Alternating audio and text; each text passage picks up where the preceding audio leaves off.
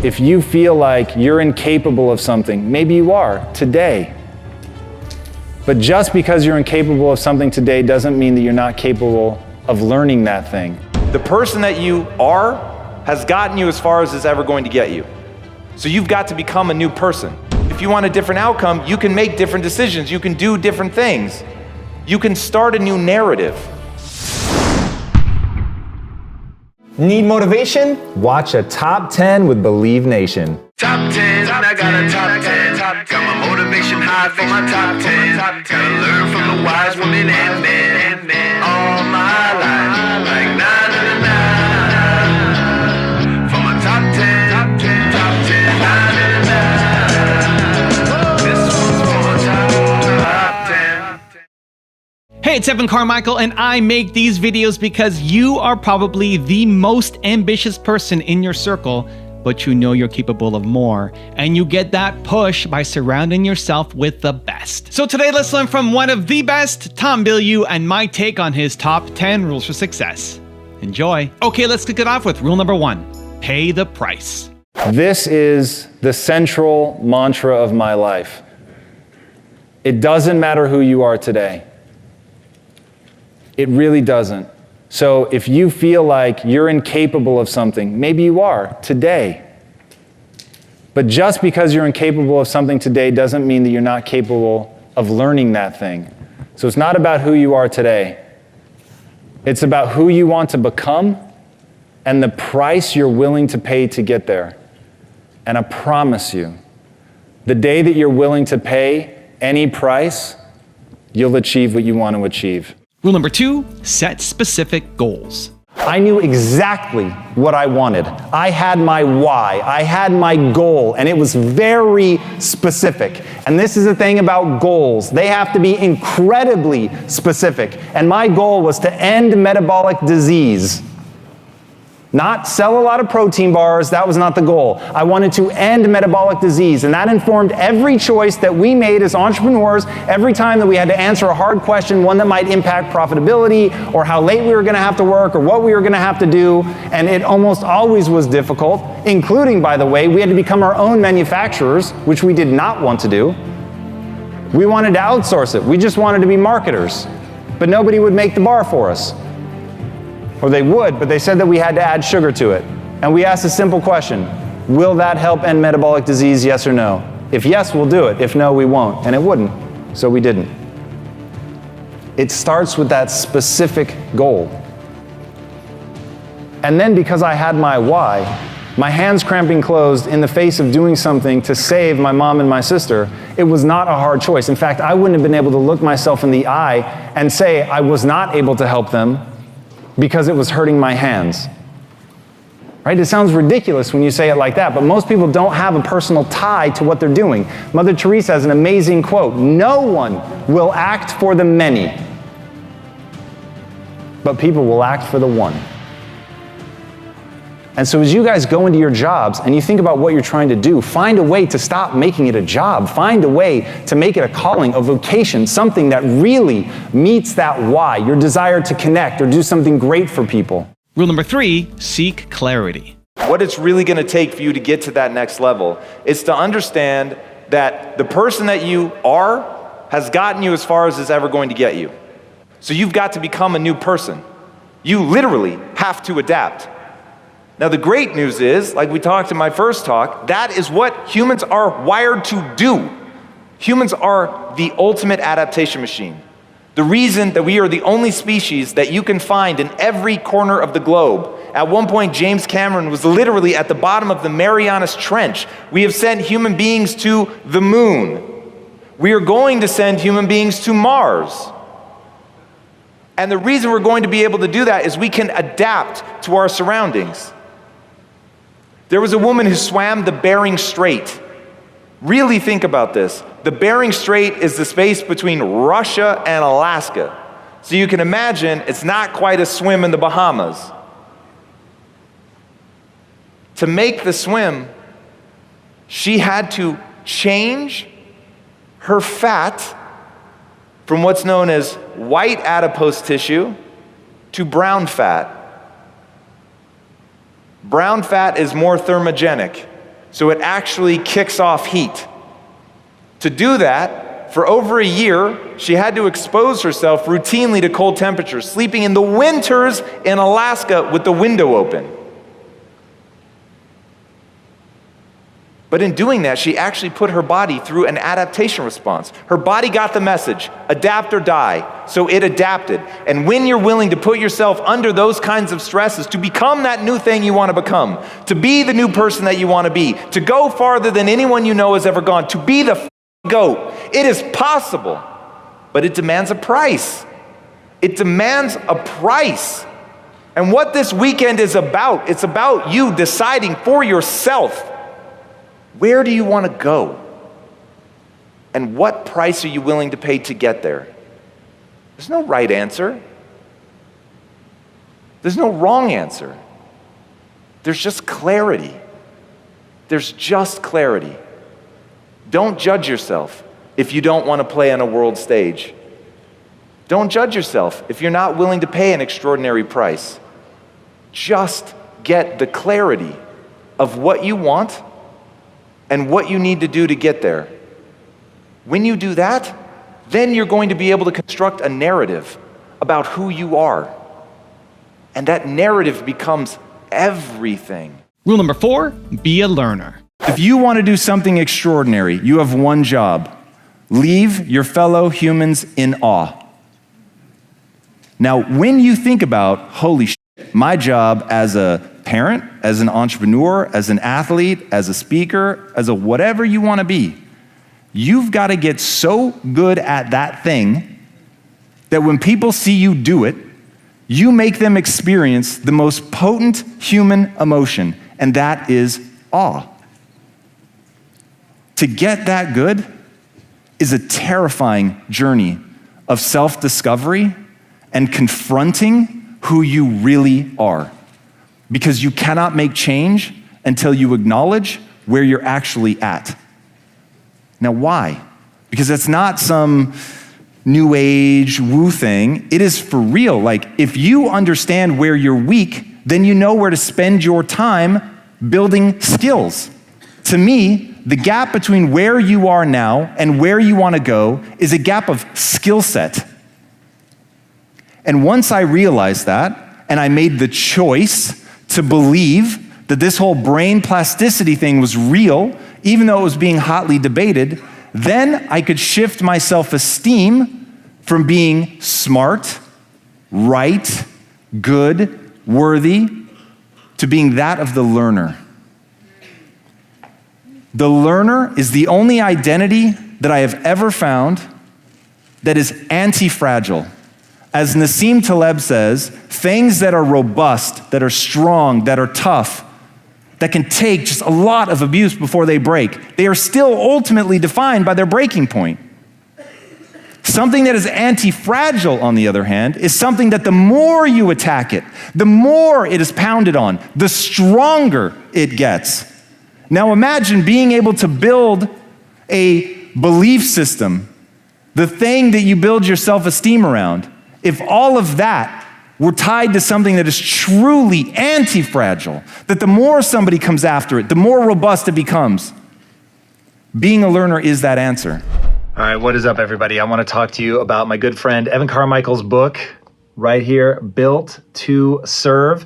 I'm actually going to read you a section. There are some amazing parts of this book, and this is one of my favorite. It's under the title, Comfort is the Enemy of Greatness. And it goes, when you're comfortable, you don't get strong. When you have plenty of fresh air and no adversity, you crumble as soon as something gets hard. It's rarely the kids of rich parents who go on to do great things, even though they have all the advantages that money, connections, and education can buy. Why is that? Because they're too comfortable. People who are comfortable don't create great things. There it is, Evan Carmichael, bringing the heat in his book, Built to Serve. Get a copy. Rule number 5, pursue what you believe in. We went through a whole debate about what is the next company going to be. And it was one of those where it had to be something that we cared about. You know, we had started this whole gyration of selling the technology company because I was so pissed and so tired of chasing money. And I wanted to do something that I believed in. I wanted to do something that mattered, that had impact.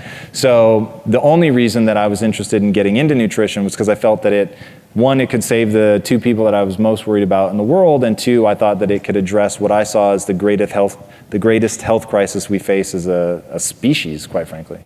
Rule number 6, draw your own conclusion. If somebody's giving you advice about something that they have not done in their own life, then they have basically a 0 believability score.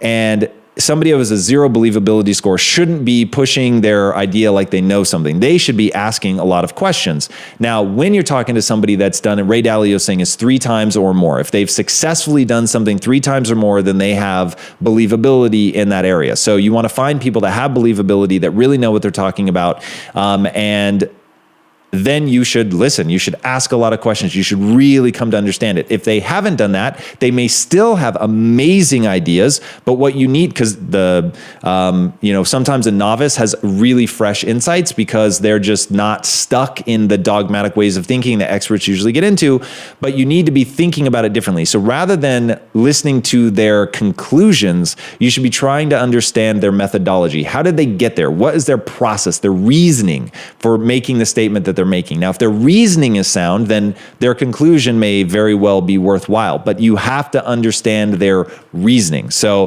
one of those 2 things. So either they are an expert in that area and thusly you should listen, or they are not, and you should only be thinking about what their process was to get to that conclusion. And then you have to be able to derive your own assessment as to whether or not you should listen to them. There's not going to be anything more empirical than that. Rule number 7, be progressive. Fulfillment is what matters.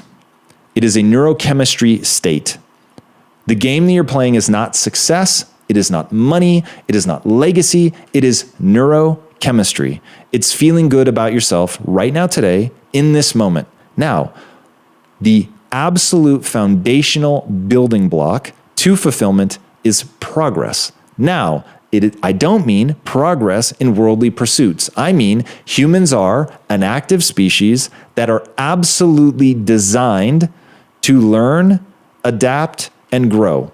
We are the ultimate adaptation machine. Now, when nature wants us to do something, it incentivizes that thing with pleasure. So if we're the ultimate adaptation machine designed to learn, grow, and get better, then it's going to make that process intensely pleasurable. Now, what it doesn't incentivize is the obsession over where other people are, whether or not we have unique ideas, whether or not we're valuable. None of that is going to bring you joy, okay? As they say, comparison is the thief of joy. So, hey, if you really want to with yourself, jump in the Instagram feed and look how other people are crushing it and obsess over that.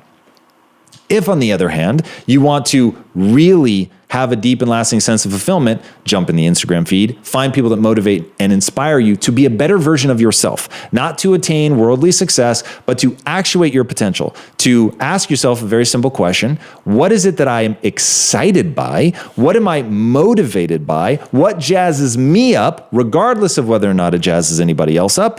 And now I'm gonna go get good at that thing. And that progress is the foundational building block of happiness. Rule number 8, regain control. How do you feel about yourself when you're by yourself? I know a lot of people that fear that quiet. I know a lot of people that don't want to be alone with themselves.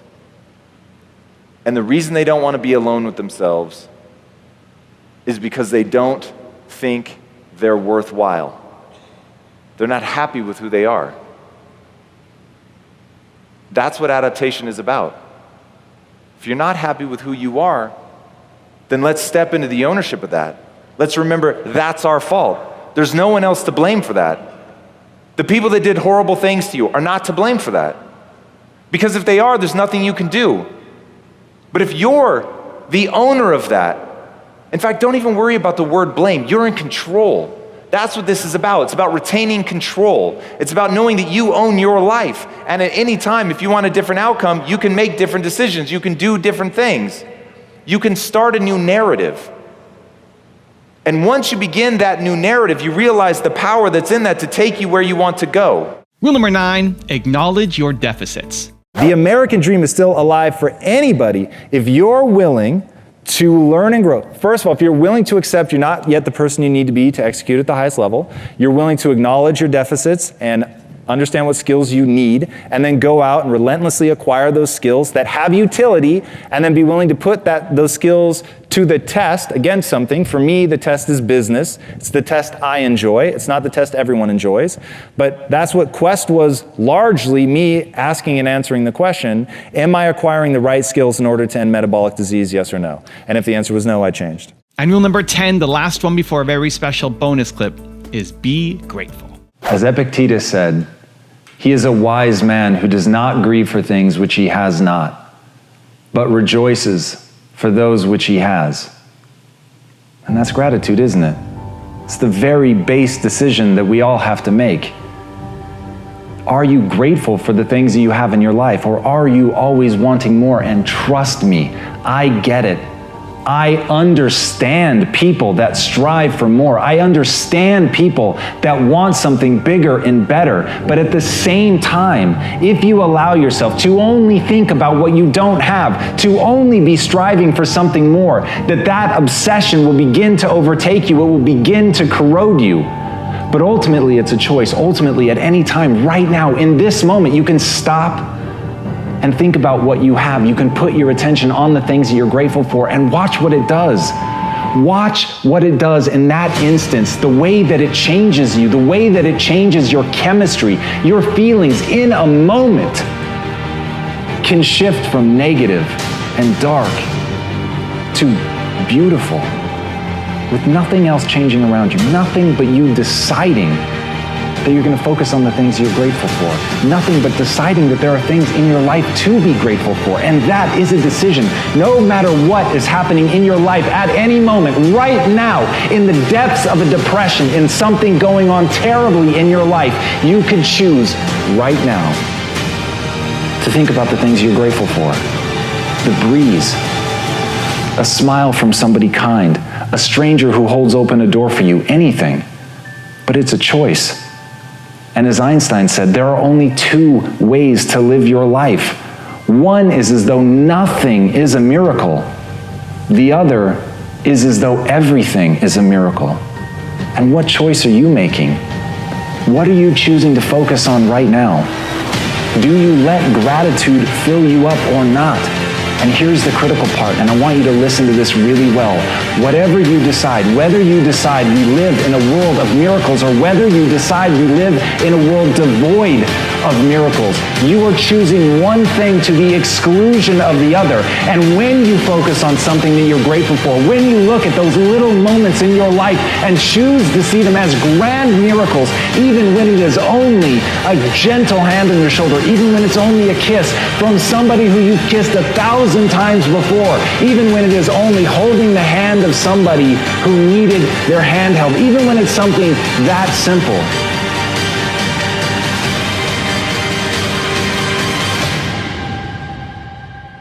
It really is a miracle, that it really is something that can fill you. It really is something that will change your chemistry, bring a connection between two people, allow you to see a grander vista, or even just open a window and look out at the world and realize that you're alive, that this is all a miracle, that none of this is guaranteed, that every breath you take could be your last. And in that, you can choose to cherish what you have. In that, you can decide to focus on that you have a breath to take. And even when it's something that simple, when you train your mind to do that, when you train yourself to decide to see the beauty in that, then nobody can ever take it away from you. And no matter where you are, no matter what's going on in your life, you'll be able to rise up and feel the beauty that is being alive. So take a minute at the worst times in your life and focus on the things that you're grateful for. Now I've got a special bonus clip that I think you're gonna enjoy, but before that, it's time for the question of the day. I wanna know, what was your single biggest takeaway from this video and your plan of action for the next week? When you watch a video and you get motivated, the science says you have a 35% chance of following through. That's not enough. But when you write down what time, what place, and how you're going to actually take action on it, you jump to 91% chance of following through. And when you have public accountability and you commit to other people that you're gonna do it, it jumps to 95% that you will follow through. So I want that for you, Believe Nation. I want to know your single biggest takeaway from this video and your plan of action for the next week. Put it down in the comments below so I can celebrate you. What set me free to deal with my insecurities was recognizing that I could get better. And the only thing that I think makes people really run from their insecurities is when it's something they don't think they can do anything about, which is why looks is far more terrifying than a lot of other things, especially for women. So having a growth mindset allowed me to address the things that I felt that I could change, which are, I won't say the sum total of my insecurities, but are certainly the vast majority of my insecurities. And that is very freeing. And I would say that's where most people need to start.